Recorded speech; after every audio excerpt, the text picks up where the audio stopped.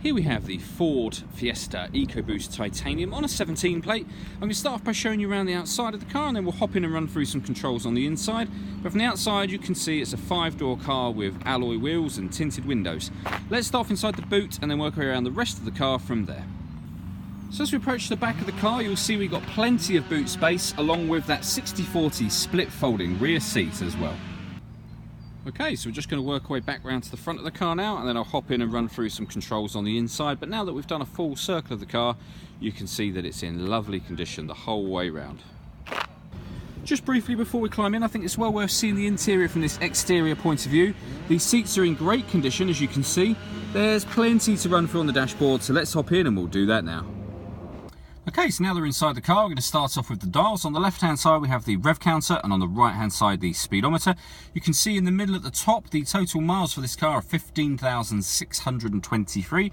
You can change the information that's displayed there by pushing the button on the end of the indicator stalk for various different bits of fuel economy information. And then at the very bottom we have the fuel gauge just here. If we back out to the steering wheel, on the right hand side we have cruise control, and on the left hand side we have stereo controls as well as voice activation for the phone. So hit that button in the middle, ask it to dial any one of your contacts list, and it will do that for you without you having to take your phone from your bag or pocket. That is of course once you paired the phone, and that is done over on the central screen and stereo area just here. Before we come back to that, you can see this car's got FM radio. Every push of the radio button will bring up a new frequency, so we have DAB radio as well, and of course we have AM radio, and then all the way back round to the beginning again. Besides that, there's a few other ways to listen to your music in this car. We've got a CD player, USB input, and also Bluetooth audio. If you push the auxiliary button, you'll see it says just there, connect a Bluetooth device. So the buttons you was using a moment ago are just here. And that is where you'd pair your phone. Hit that button and follow the instructions on screen. Working our way down from there, we have the climate control. So you can turn on the fan speed from here, readjust the temperature from there.